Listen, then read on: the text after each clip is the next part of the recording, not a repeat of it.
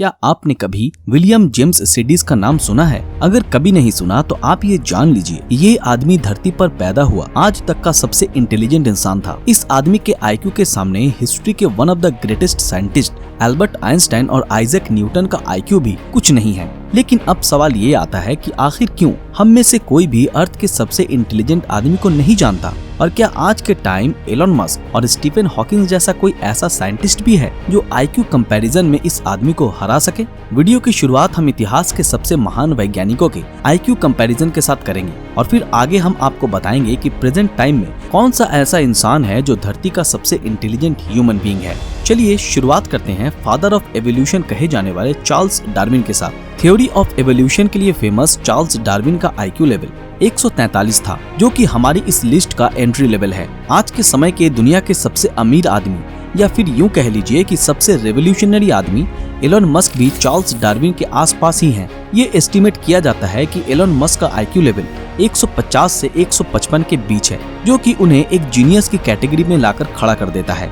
Elon Musk के बाद अब हमारी इस लिस्ट में अगला नंबर आता है one of the greatest modern physicist Stephen Hawkins का।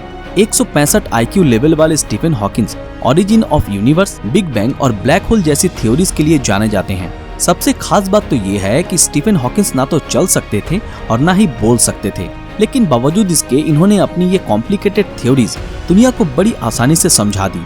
स्टीफन हॉकिंस की तरह ही एल्बर्ट आइंस्टाइन भी इतिहास के सबसे महान वैज्ञानिकों में से एक थे। मास एनर्जी इक्विवेलेंस जैसा फेमस फॉर्मूला देने वाले एल्बर्ट आइंस्टाइन का आईक्यू लेवल 170 था, जो कि स्टीफन हॉकिंस के काफी करीब है। इस आईक्यू वॉर में दुनिया की सबसे वैल्यूएबल कंपनी एप्पल के फाउंडर स्टीव जॉब्स भी 170 आईक्यू लेवल के साथ एल्बर्ट आइंस्टाइन के साथ ही खड़े दिखाई देते हैं। दुनिया के greatest Indian mathematician Srinivasa Ramanujan का आईक्यू लेवल 185 था, जो उन्हें आईक्यू वॉर की इस लिस्ट में एलन मस्क, स्टीफन हॉकिंस और एल्बर्ट आइंस्टाइन से भी आगे लाकर खड़ा करता है।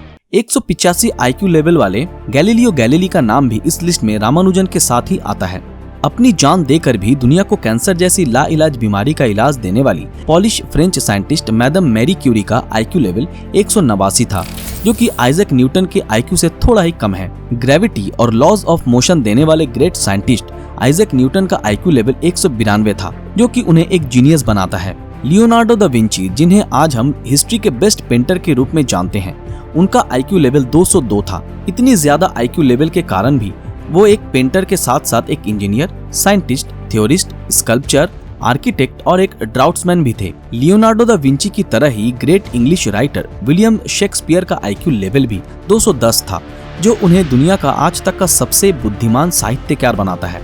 अब अगर इन सब हाई आईक्यू वाले लोगों के बारे में सुनने के बाद आपको ये बहुत ज्यादा ही इंटेलिजेंट लग रहे हैं, तो आपको विलियम जेम्स के बारे में जरूर जानना चाहिए। 1942 में न्यूयॉर्क में पैदा हुए विलियम जेम्स को दुनिया का आज तक का सबसे बुद्धिमान इंसान माना जाता है। विलियम जेम्स का आईक्यू लेवल 265 था, जो अब तक का सबसे ज्यादा आईक्यू लेवल है। इतना इंटेलिजेंट होने के कारण अपने टाइम में विलियम बहुत ज्यादा फेमस थे, लेकिन विलियम हमेशा से ही नॉर्मल तरीके से रहना चाहते थे, इसलिए उन्हें फेमस होने का कोई शौक नहीं था और यही कारण था कि उन्होंने अपनी पूरी जिंदगी गुमनामी में निकाली और जब वो सिर्फ 44 साल के थे तभी उनकी मौत हो गई।